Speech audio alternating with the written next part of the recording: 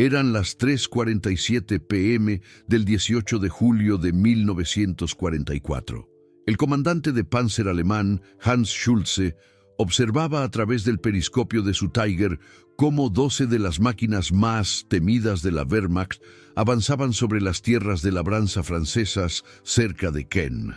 Cada tanque Tiger pesaba 60 toneladas. Cada uno portaba una armadura lo suficientemente gruesa como para repeler cualquier proyectil aliado. Cada uno costaba el equivalente a $300.000 americanos. Juntos, representaban la última esperanza de la Alemania nazi para detener el avance aliado después del día D. Las manos de Schulze se aferraban a los controles dentro de su fortaleza de acero. Había sobrevivido 2 años en el frente oriental. Había visto T-34 arder. Había visto Shermans explotar. El cañón de 88 milímetros de su Tiger podía atravesar cualquier tanque aliado a 2.000 metros. Los estadounidenses llamaban al Tiger invencible. Incluso los comandantes de tanques aliados susurraban oraciones cuando divisaban la distintiva torreta cuadrada. Pero a las 3:47 p.m., Schulze escuchó algo que le heló la sangre. Un sonido que todo tripulante de tanque alemán había aprendido a temer. El rugido inconfundible de los motores Pratt & Whitney R2800, múltiples motores, acercándose cada vez más cerca.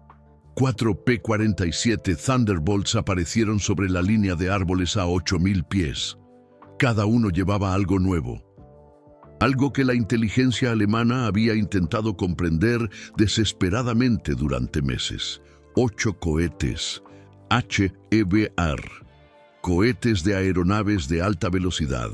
Cilindros de ingeniería americana de 5 pulgadas de diámetro que reescribirían las reglas de la guerra blindada en los siguientes 4 segundos. El capitán Roberto Johnson lideraba el vuelo. Su P-47 llevaba el apodo Penrod and Sam pintado en su nariz. Johnson tenía 24 años. Era de Lawton, Oklahoma. Su madre trabajaba en una fábrica de municiones en casa. Su padre había luchado en la Gran Guerra. Johnson tenía 27 derribos confirmados. Pero hoy no se trataba de combates aéreos. Hoy se trataba de probar que el ingenio estadounidense podía convertir los tanques más temidos del mundo en ataúdes. A las 3:47:12 p.m., Johnson inclinó su P-47 en un picado de 45 grados. Su pulgar se movió hacia el lanzamiento de cohetes. La mira de puntería se alineó con el Tiger líder. El Tiger de Schulze. A través de su mira, Johnson podía ver la cúpula del comandante del tanque alemán. Podía ver la antena de radio. Podía ver los eslabones de oruga de repuesto que los alemanes soldaban a sus cascos para mayor protección. Esa armadura extra no significaba nada ahora. La doctrina de los tanques alemanes decía que los Tigers eran imparables desde arriba. Su armadura superior medía 40 milímetros de espesor.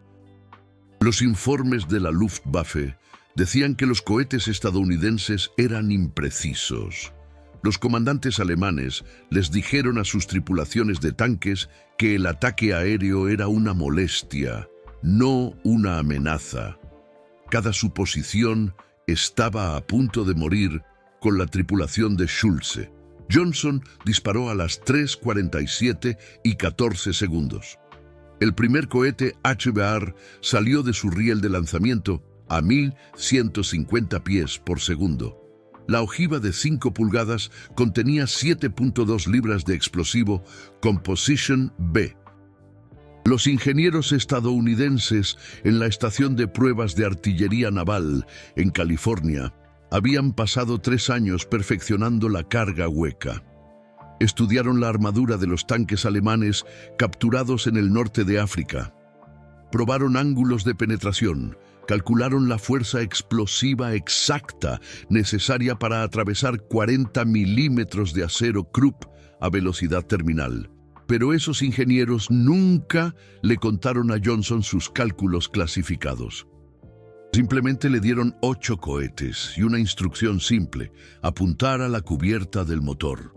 El cohete recorrió 4.200 pies en 2.7 segundos. Schulze nunca lo vio venir. Dentro del Tiger, su tripulación escuchó un sonido como si un trueno estuviera desgarrando el cielo.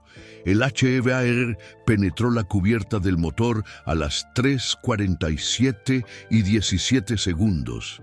La carga hueca atravesó la armadura. Metal sobrecalentado roció el compartimento del motor. El motor Maybach HL230, que impulsaba el Tiger, contenía 120 galones de gasolina. La explosión levantó el tanque de 60 toneladas 6 pulgadas del suelo. Una llama naranja brotó de cada escotilla. El operador de radio murió instantáneamente cuando se encendió el almacenamiento de municiones. Schulze murió intentando abrir la escotilla del comandante. El conductor murió en sus controles, con las manos todavía aferradas a las palancas de dirección. El artillero murió cargando un proyectil de 88 milímetros que nunca se disparó. El cargador murió intentando alcanzar el extintor de incendios. 4 hombres que habían sobrevivido a Kursk. 4 hombres que tenían cartas de sus familias en sus bolsillos.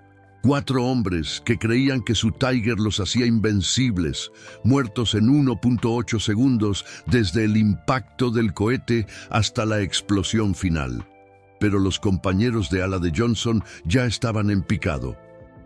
El teniente Thomas Bowers lanzó sus cohetes a las 3:47 y 19 segundos. 2 cohetes, 2 Tigers más, entraron en llamas. El capitán Guillermo Kemp siguió a las 3:47 y 20 segundos. Sus cohetes alcanzaron a un Tiger que intentaba retroceder para cubrirse. La munición del tanque se cocinó tan violentamente que la torreta se separó del casco y voló 40 pies antes de estrellarse contra una pared de piedra. El primer teniente Jaime Happel lanzó al final. Sus 8 cohetes encontraron 3 Tigers agrupados exactamente como lo indicaba la doctrina alemana para el apoyo mutuo. Los 3 tanques ardieron simultáneamente. La explosión del Tiger del medio fue tan catastrófica que dañó la transmisión del tanque a su lado.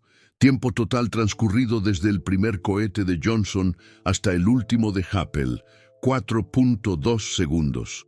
12 Tigers destruidos, 12 tripulaciones muertas. $3.2 millones en armadura nazi convertidos en chatarra ardiente.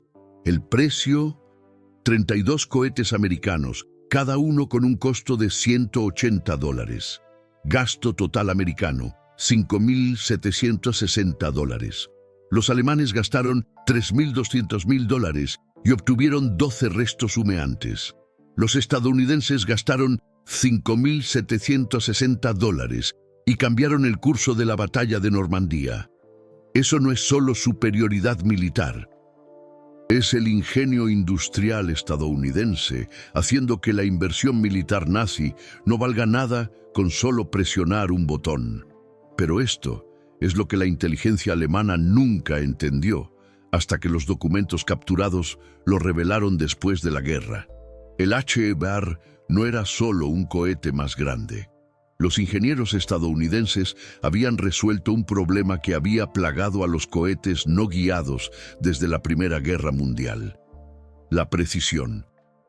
Los cohetes tradicionales giraban durante el vuelo, creando trayectorias impredecibles. El HEVAR usaba algo llamado aletas cruciformes, 4 aletas dispuestas en un patrón de cruz. Los ingenieros de la Estación de Pruebas de Artillería Naval descubrieron que esta configuración creaba una capa límite de aire que estabilizaba el cohete sin girar. El resultado: un cohete no guiado que podía golpear un objetivo del tamaño de un tanque desde 4.000 pies, mientras el avión de lanzamiento viajaba a 380 millas por hora. Los ingenieros alemanes, capturados en 1945, Admitieron que nunca resolvieron la estabilización de las aletas cruciformes. No podían entender cómo los cohetes americanos golpeaban objetivos que sus cálculos decían que eran imposibles de alcanzar. Algunos científicos alemanes insistieron en que los pilotos aliados debían tener sistemas de guía secretos. Otros afirmaron que los cohetes americanos usaban localización magnética. Un informe técnico de la Luftwaffe de agosto de 1944 declaró que la precisión del HE-bar era físicamente imposible sin control electrónico. El verdadero secreto: pruebas en túneles de viento en California, miles de horas, cientos de configuraciones de aletas diferentes. Ingenieros estadounidenses probando diseños, midiendo resultados, intentándolo de nuevo, sin guía secreta, sin localización magnética, simplemente la persistencia estadounidense, aplicada a un problema hasta que se resolvió. Mientras tanto, allá sobre Caen, los 4 pilotos del P-47 salieron de sus picados y se reagruparon a 12.000 pies. Ramiro echó un vistazo a su reloj. 3:48 p.m. Un minuto había pasado desde que divisó a los Tiger. Abajo, 12 piras de blindaje alemán en llamas marcaban dónde había muerto la esperanza de la Wehrmacht. Los sobrevivientes alemanes en tierra reportaron más tarde lo que vieron a sus comandantes. Su testimonio apareció en interceptaciones de inteligencia aliada desclasificadas de julio de 1944. Un oficial de infantería alemán radió: aeronaves estadounidenses destruyeron 12 Tiger sin siquiera dar una segunda pasada. Estimamos que la duración del ataque fue de menos de 10 segundos. Solicitamos cobertura aérea inmediata para todos los avances blindados. Pero esto es lo que ese oficial alemán no sabía y no podía entender. El P-47 no fue diseñado para cazar tanques. Republic Aviation construyó el Thunderbolt como una escolta de caza de alta altitud. El enorme motor R-2800 estaba destinado a perseguir cazas de la Luftwaffe a 30.000 pies. Los ingenieros estadounidenses nunca intentaron que el P-47 llevara cohetes. Los primeros diseños ni siquiera podían montar pilones bajo las alas sin afectar la estabilidad. Entonces, los comandantes de campo estadounidenses en Europa comenzaron a hacer preguntas. ¿Podría el P-47 transportar bombas? ¿Podría ametrallar objetivos terrestres? ¿Podría montar cohetes como el British Typhoon? Cada vez, los ingenieros de Republic Aviation dijeron que sí. Cada vez, rediseñaron las estructuras de soporte de carga. Cada vez, probaron nuevas configuraciones. Cada vez, la flexibilidad de la manufactura estadounidense convirtió un caza en algo más. Para julio de 1944, el P-47 Thunderbolt se había convertido en la aeronave de combate más versátil de la Segunda Guerra Mundial. Podía escoltar bombarderos a Berlín a 30.000 pies por la mañana y destruir tanques Tiger a 100 pies por la tarde. Los diseñadores de aeronaves alemanes llamaron a esto filosofía de diseño imposible. No podían entender cómo una sola estructura de avión lograba misiones que requerían 3 tipos diferentes de aeronaves alemanas. El secreto no estaba en el diseño del P-47.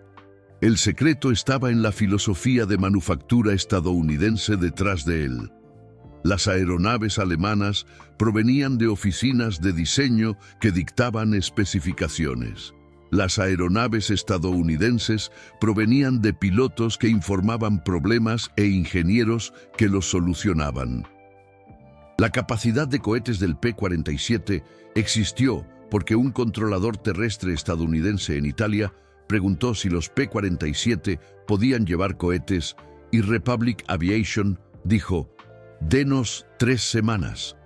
3 semanas después, Los kits de modificación de campo se enviaron a cada escuadrón de P-47 en Europa, los mismos kits, los mismos puntos de montaje, los mismos procedimientos. La logística estadounidense significaba que cada piloto de P-47 podía cargar cohetes antes de una misión matutina y dejarlos caer por bombas antes de una misión vespertina. La logística alemana significaba unidades de ataque terrestre especializadas que utilizaban aeronaves especializadas que tardaban meses en desplegarse. De vuelta en los Tiger en llamas cerca de Caen, los equipos de recuperación alemanes llegaron a las 5:30 p.m. Su informe al cuartel general alemán describió una devastación que el cuartel general inicialmente se negó a creer.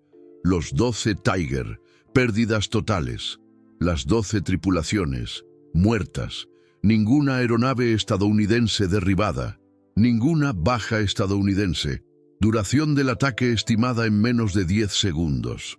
El comandante de recuperación alemán era un veterano llamado Klaus Weber. Había supervisado la recuperación de tanques desde 1942. Había visto Tiger destruidos por la artillería soviética. Había visto Panthers inutilizados por cañones antitanque británicos. Nunca había visto 12 Tiger destruidos simultáneamente por aeronaves. Su informe oficial incluyó una línea que aparece en documentos desclasificados en los archivos nacionales. Las armas de cohetes estadounidenses demuestran una capacidad tecnológica que supera la comprensión alemana actual. Recomendamos una revisión doctrinal inmediata. Pero la revisión llegó demasiado tarde. El ataque del 18 de julio no fue un incidente aislado. Fue el comienzo de la caza sistemática de tanques por parte de los escuadrones de P-47 en toda Francia. Los pilotos estadounidenses desarrollaron tácticas específicamente para la caza de Tiger. Aprendieron a detectar el distintivo casco rectangular. Aprendieron que los Tiger en retirada creaban el ángulo de objetivo perfecto. Aprendieron a apuntar a la cubierta del motor donde un cohete podía encender el combustible y la munición simultáneamente. Para agosto de 1944, los comandantes de tanques alemanes se negaron a avanzar sin cobertura aérea de la Luftwaffe. Pero la Luftwaffe no podía proporcionar cobertura aérea. Los P-47 y P-51 estadounidenses habían destruido la capacidad de caza de la Luftwaffe sobre Francia. Los tanques alemanes, que una vez aterrorizaron a la infantería aliada, ahora se escondían en graneros durante el día.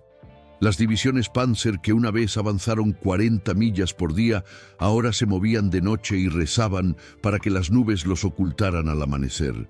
Un comandante de tanque alemán capturado, entrevistado por la inteligencia estadounidense en septiembre de 1944, describió el impacto psicológico. Su testimonio aparece en documentos de la OSS desclasificados. Temíamos al P-47 más de lo que temíamos a los tanques enemigos. Podíamos luchar contra los tanques enemigos. Entendíamos los cañones antitanque, pero el P-47 aparecía sin previo aviso. Mataba desde ángulos que no podíamos defender. Nuestro blindaje más grueso no significaba nada. Nuestros cañones más poderosos no podían alcanzarlo. Nos sentíamos como ratones debajo de un águila. Ese es el momento en que Alemania perdió la guerra blindada. No porque los Tiger no fueran excelentes tanques, lo eran. No porque las tripulaciones alemanas no fueran hábiles. Estaban entre las mejores. Alemania perdió porque la superioridad aérea estadounidense hizo que la superioridad blindada alemana fuera irrelevante. La Wehrmacht construyó el tanque más temido del mundo. La industria estadounidense construyó un avión que convirtió esos tanques en objetivos. Las matemáticas destruyeron la moral alemana tanto como los cohetes. Un Tiger costaba $300.000 y requería 300.000 horas hombre para construir. Un cohete AVAR costaba $180 y requería 12 horas hombre para construir. Las fábricas estadounidenses produjeron 15.000 cohetes por mes en agosto de 1944. Las fábricas alemanas produjeron 104 Tiger por mes en el pico de producción. El arsenal de la democracia podía perder 1.600 cohetes por cada Tiger destruido y aún así ganar la guerra económica. Pero los comandantes alemanes nunca entendieron las implicaciones industriales. Siguieron exigiendo más Tiger. Siguieron insistiendo en que un mejor blindaje resolvería el problema. Nunca se dieron cuenta de que la capacidad de producción estadounidense hacía que la calidad del tanque alemán fuera irrelevante. Alemania podía construir el tanque perfecto y la industria estadounidense simplemente construiría más cohetes. El capitán Roberto Jiménez, el piloto que disparó los primeros cohetes el 18 de julio, sobrevivió a la guerra con 27 victorias aéreas confirmadas. Regresó a Lawton, Oklahoma, en diciembre de 1945. Raramente hablaba de la guerra. Cuando era presionado por los reporteros, solo decía, teníamos mejor equipo y más de él. Jiménez entendió algo que los generales alemanes nunca aceptaron. La tecnología no gana guerras. La capacidad industrial para producir y desplegar tecnología gana guerras. El P-47 Thunderbolt no fue el mejor caza de la Segunda Guerra Mundial. El P-51 Mustang era más rápido, el British Spitfire era más ágil. El alemán FW-190 estaba más fuertemente armado, pero el P-47 fue el caza estadounidense más producido, con 15.683 construidos. Más importante aún, fue el más versátil. Podía llevar a cabo cualquier misión que los comandantes americanos solicitaran. Esa versatilidad provenía de la filosofía de ingeniería estadounidense. Construir sistemas adaptables y luego adaptarlos a los requisitos cambiantes del campo de batalla. La filosofía de ingeniería alemana construía perfección especializada. El Tiger era perfecto para destruir otros tanques. El Stuka era perfecto para bombardeos en picado. El jet Mi-262 era perfecto para la intercepción a alta velocidad, pero cada máquina perfecta solo podía llevar a cabo su misión perfecta. La ingeniería estadounidense construyó máquinas suficientemente buenas que podían realizar cualquier misión requerida. En la guerra total, lo adaptable vence a lo perfecto siempre. El ataque del 18 de julio de 1944 cerca de Caen probó este principio en 4 segundos. 4 P-47 destruyeron 12 Tigers porque los ingenieros estadounidenses habían creado un caza que podía montar cohetes, apuntarlos con precisión y lanzarlos con precisión, manteniendo al mismo tiempo la capacidad de superioridad aérea. Los ingenieros alemanes nunca resolvieron ese problema de misiones múltiples. Siguieron construyendo aviones especializados para misiones especializadas y preguntándose por qué nunca tenían el avión adecuado disponible en el momento adecuado. Después de la guerra, los comandantes de tanques alemanes capturados participaron en entrevistas detalladas sobre sus experiencias de combate. Estas entrevistas, ahora desclasificadas y disponibles en el Centro de Patrimonio y Educación del Ejército de los Estados Unidos, revelan el daño psicológico que el poder aéreo estadounidense infligió a las fuerzas blindadas alemanas. Un comandante de Tiger llamado Friedrich von Schröder sirvió desde 1942 hasta 1945. Luchó en Rusia, Italia y Francia. Sobrevivió a 47 enfrentamientos de combate contra tanques enemigos.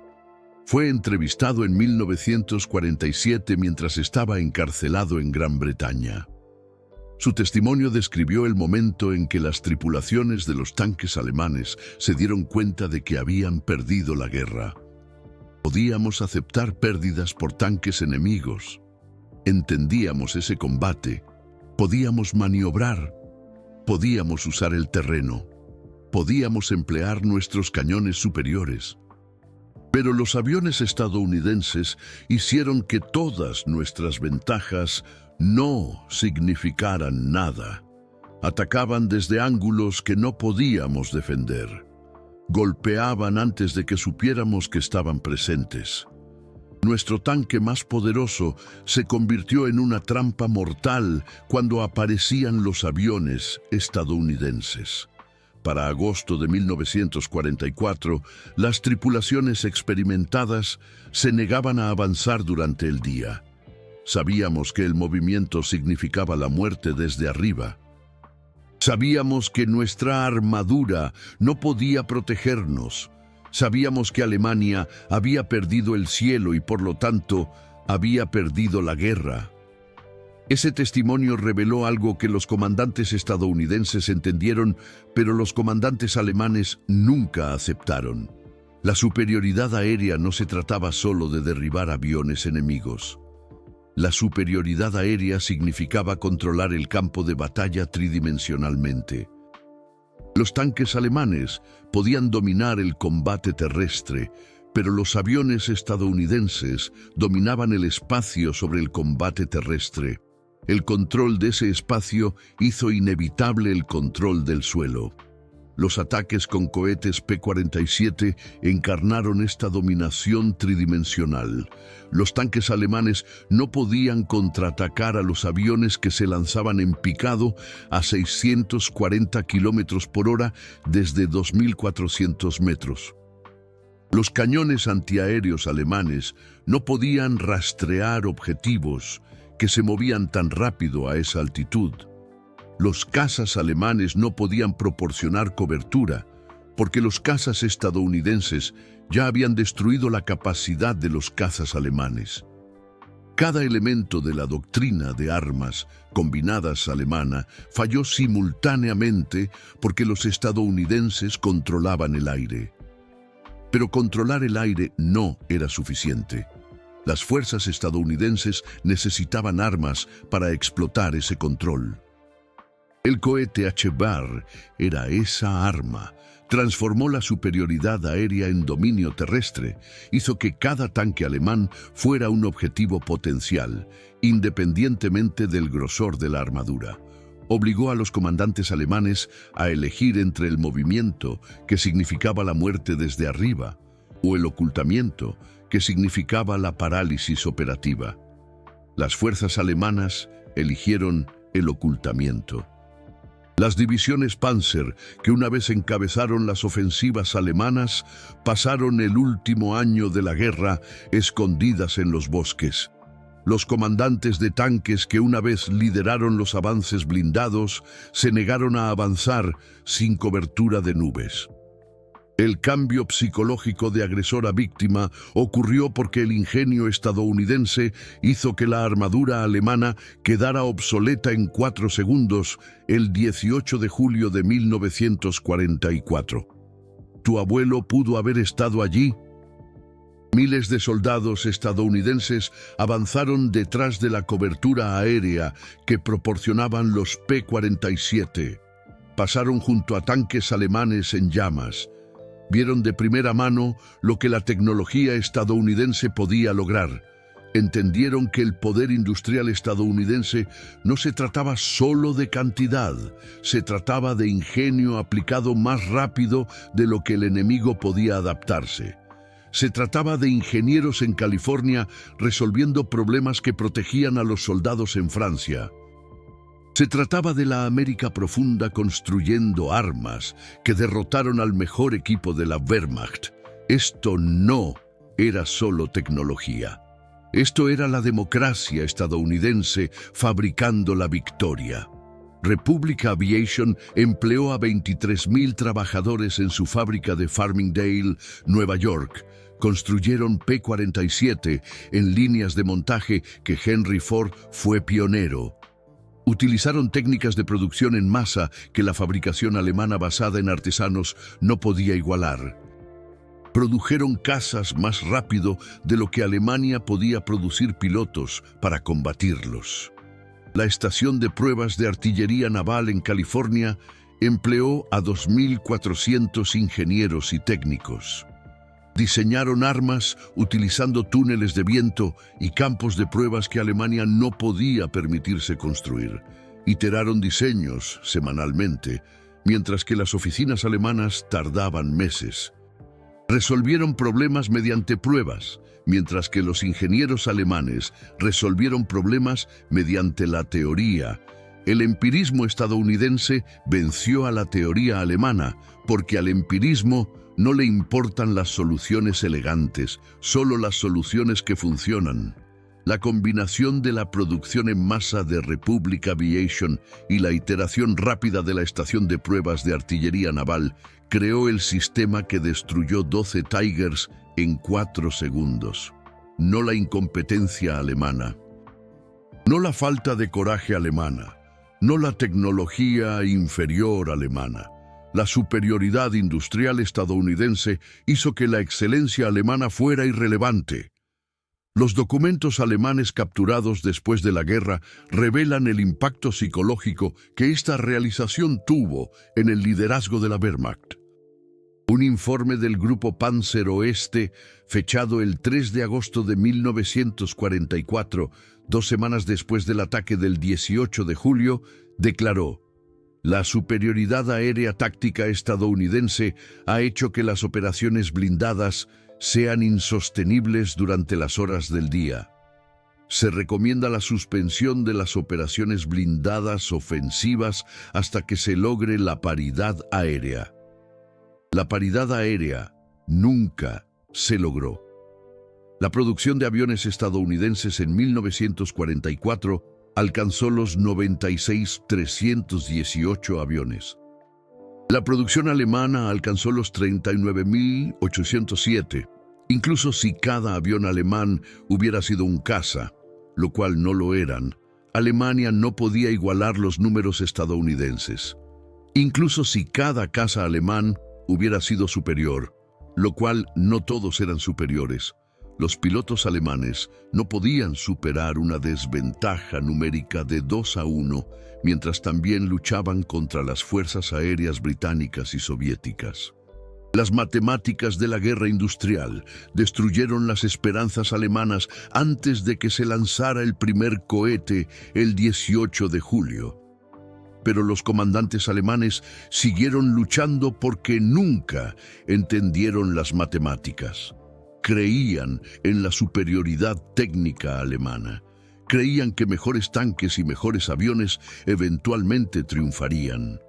Nunca comprendieron que la capacidad industrial hace que la calidad sea irrelevante cuando la cantidad alcanza niveles abrumadores. Los comandantes estadounidenses lo entendieron desde el principio.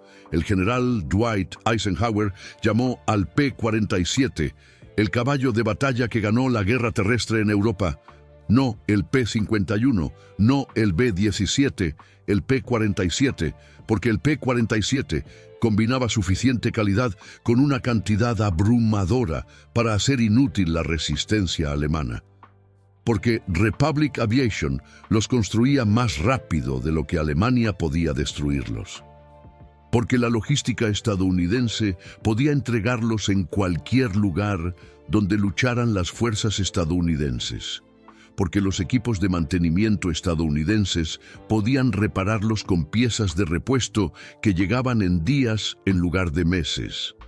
El ataque del 18 de julio destruyó 12 Tigers, pero también destruyó la confianza alemana de que un equipo superior ganaría la guerra.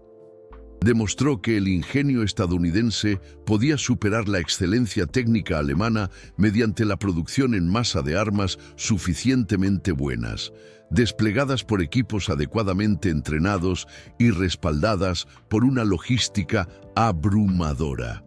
Esta era la forma estadounidense de hacer la guerra, no la brillantez individual, aunque las fuerzas estadounidenses tenían individuos brillantes, no las tácticas superiores, aunque las fuerzas estadounidenses desarrollaron excelentes tácticas.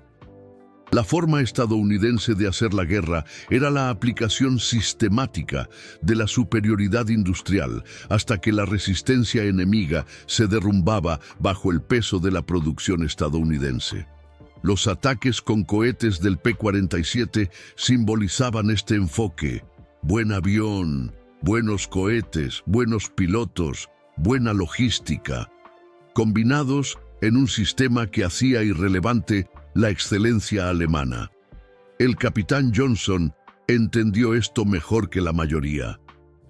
En una entrevista de 1989, grabada antes de su muerte en 1998, Johnson reflexionó sobre el ataque del 18 de julio. Yo no gané esa pelea. La industria estadounidense ganó esa pelea. Republic Aviation me dio un avión que podía transportar las armas.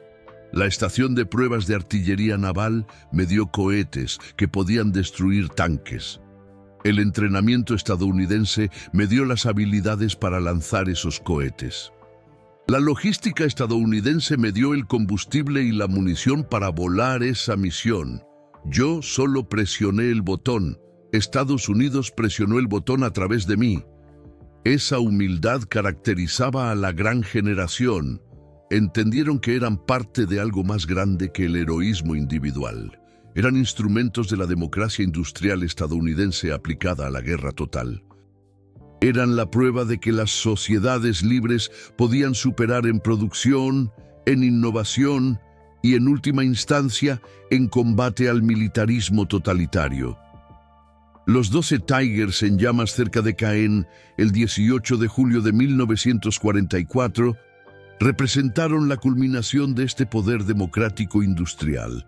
Cada Tiger representaba la excelencia industrial alemana. Cada cohete HE-Bar representaba la producción en masa industrial estadounidense.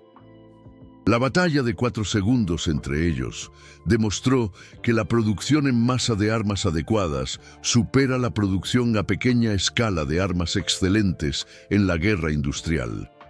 Alemania nunca aprendió esta lección. Siguieron construyendo Tigers hasta marzo de 1945, 2 meses antes de la rendición. Siguieron tratando de perfeccionar el tanque perfecto, mientras las fábricas estadounidenses construían miles de tanques suficientemente buenos, respaldados por decenas de miles de aviones suficientemente buenos que transportaban cientos de miles de cohetes suficientemente buenos. Lo suficientemente bueno, desplegado en cantidades abrumadoras, gana la guerra total. La Wehrmacht aprendió esta verdad en 4 segundos el 18 de julio de 1944. La lección les costó 12 Tigers, 12 tripulaciones y, en última instancia, la guerra. 20 años después de la guerra, el capitán Johnson asistió a una reunión de veteranos en Oklahoma City. Un joven reportero le hizo la pregunta que todos hacían. ¿Qué sintió cuando destruyó 12 Tigers en 4 segundos? Johnson hizo una pausa. Miró sus manos. Manos que una vez agarraron una palanca de control a 8,000 pies sobre Francia. Manos que presionaron un botón que mató a 48 hombres en 4 segundos. Me sentí agradecido, Johnson finalmente respondió. Agradecido de que los ingenieros estadounidenses me dieran un arma que funcionaba. Agradecido de que la industria estadounidense construyera suficientes de ellos.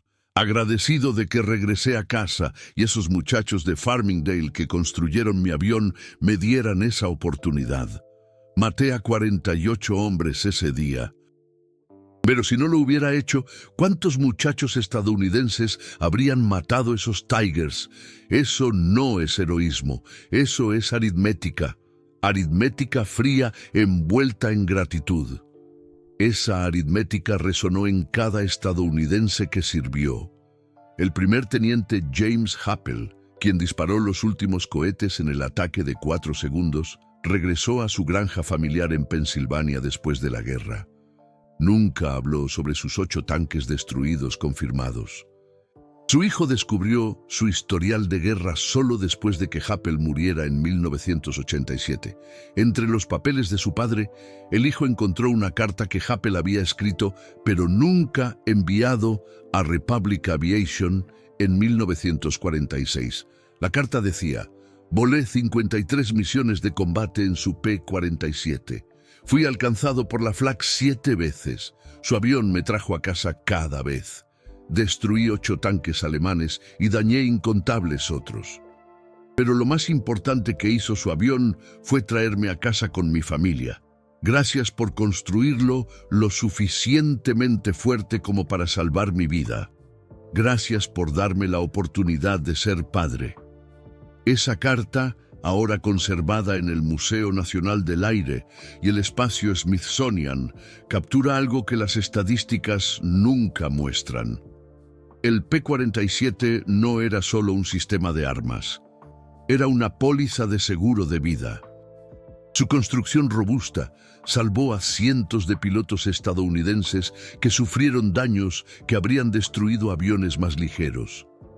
El motor masivo R-2800 podía funcionar con múltiples cilindros destruidos. La estructura del avión podía absorber castigos que destrozarían un Spitfire o un P-51.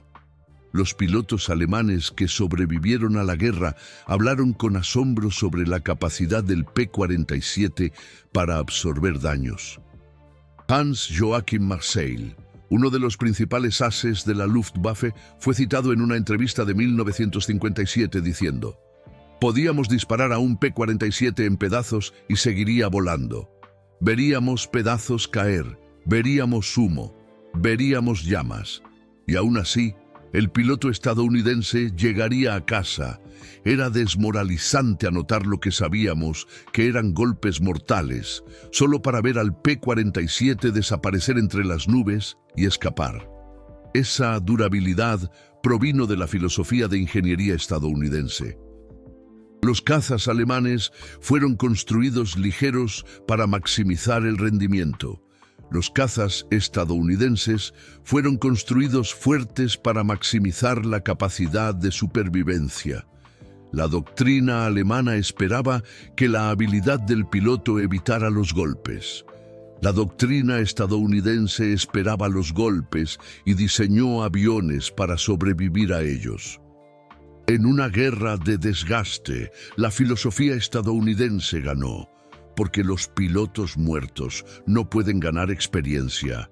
Pero los pilotos que sobreviven a los malos días se convierten en veteranos que ganan futuras batallas. Los 12 tripulantes de tanques alemanes que murieron el 18 de julio de 1944 nunca tuvieron esa oportunidad. Hans Schulze, el comandante del Tiger, cuyo tanque destruyó el primer cohete de Johnson, tenía 26 años. Tenía una esposa llamada Elsa y una hija llamada Greta, a la que solo había visto una vez, durante un breve permiso en 1943. Su última carta a casa, escrita la mañana del 18 de julio, hablaba de cómo los Tigers lo hacían sentir seguro, cómo su grueso blindaje lo hacía creer que sobreviviría para ver crecer a su hija. 4 horas después de escribir esa carta, Schulze murió tratando de escapar de su Tiger en llamas. La guerra tiene buenos y malos cuando se reduce a tragedia individual. Tiene hombres que sirvieron a las naciones en las que nacieron, pero también hay gobiernos que eligieron el mal y gobiernos que se opusieron al mal. Las tripulaciones de los Tiger murieron sirviendo a un régimen que asesinó a millones. Los pilotos de los P-47 lucharon por una nación que, con todos sus defectos, representaba la esperanza de la libertad humana. Esa distinción importa. La tragedia individual no borra la claridad moral. Las mujeres que construyeron los P-47 en Republic Aviation entendieron esta claridad moral. Trabajaban turnos de 12 horas, 6 días a la semana, ganaban 65 centavos por hora, soportaban el agotamiento, las lesiones y el miedo constante de que su trabajo no fuera lo suficientemente bueno, de que un remache mal puesto pudiera hacer que un P-47 fallara y que un piloto estadounidense muriera. Pero seguían trabajando porque entendían lo que estaba en juego. Magdalena Torres trabajó como remachadora en Republic Aviation desde 1942 hasta 1945. En una entrevista de historia oral de 1994, describió lo que la mantenía en marcha. Cada P-47 que salía de esa línea tenía un pedazo de mi alma en él. Cada remache que puse era una oración para que algún muchacho estadounidense volviera a casa, porque mi trabajo resistiría. Mi hermano murió en Guadalcanal. No pude salvarlo. Pero tal vez, solo tal vez, el avión que yo construí salvaría al hermano de alguien más. Ese pensamiento me ayudó a superar 3 años de turnos de 12 horas. Multipliquen a Magdalena Torres por 23,000 trabajadores en Republic Aviation. Multipliquen eso por cientos de miles de trabajadores en miles de fábricas en toda América. Ese es el arsenal de la democracia. No tanques, ni aviones, ni barcos. Gente.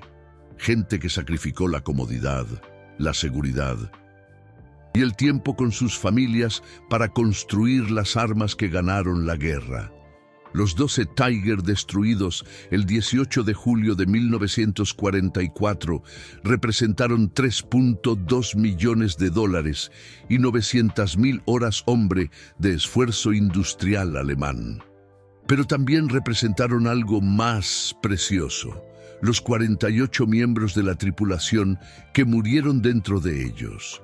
48 hombres alemanes que eran hijos, hermanos, esposos, padres. 48 vidas que terminaron en fuego y acero porque sirvieron a un régimen que eligió la guerra. Esa es la tragedia de la historia. No que América ganara, América merecía ganar.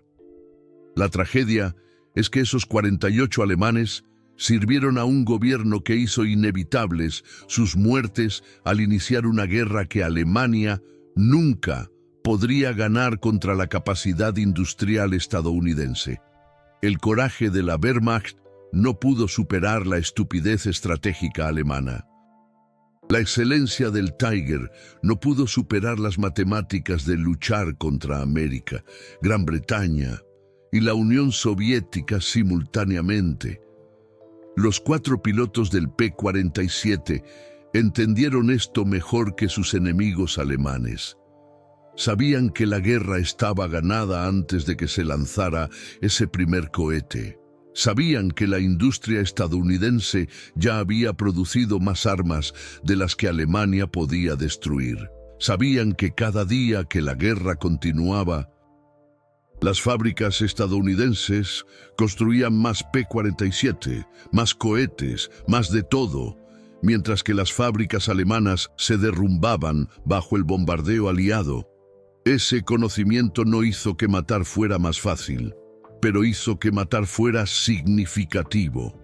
Cada tanque alemán destruido era un tanque menos disparando a la infantería estadounidense. Cada soldado alemán muerto era un soldado menos ocupando Francia. Cada misión volada acortaba la guerra y salvaba vidas aliadas. La aritmética era fría, pero la aritmética también era moral. Terminar una guerra malvada más rápido salva más vidas que lucharla gentilmente. Esta historia no son archivos polvorientos y estadísticas olvidadas. Esta es la historia de tu familia. La generación de tu abuelo demostró que la democracia estadounidense podía triunfar sobre el militarismo fascista a través de la superioridad industrial aplicada sistemáticamente. Demostraron que la calle principal podía producir más que el totalitarismo. Demostraron que el ingenio estadounidense podía superar cualquier ventaja enemiga si se le daba tiempo y recursos. Demostraron que la libertad construye mejores sistemas que la tiranía. Estas historias necesitan ser contadas. Los documentales corporativos las desinfectan convirtiéndolas en hechos estériles. Los historiadores académicos las entierran en notas al pie de página. Pero estas historias pertenecen a las familias estadounidenses, pertenecen a los nietos de los trabajadores que construyeron los P-47 en Farmingdale. Pertenecen a los bisnietos de los ingenieros que diseñaron los cohetes en California. Pertenecen a cada estadounidense cuya familia contribuyó al arsenal de la democracia. Si esta historia te importa, si crees que la gran generación merece ser recordada, Supergracias no es solo un apoyo al canal. Es tú diciéndole a YouTube que la historia importa. Es tú diciendo que la historia militar estadounidense merece la misma atención que el contenido corporativo.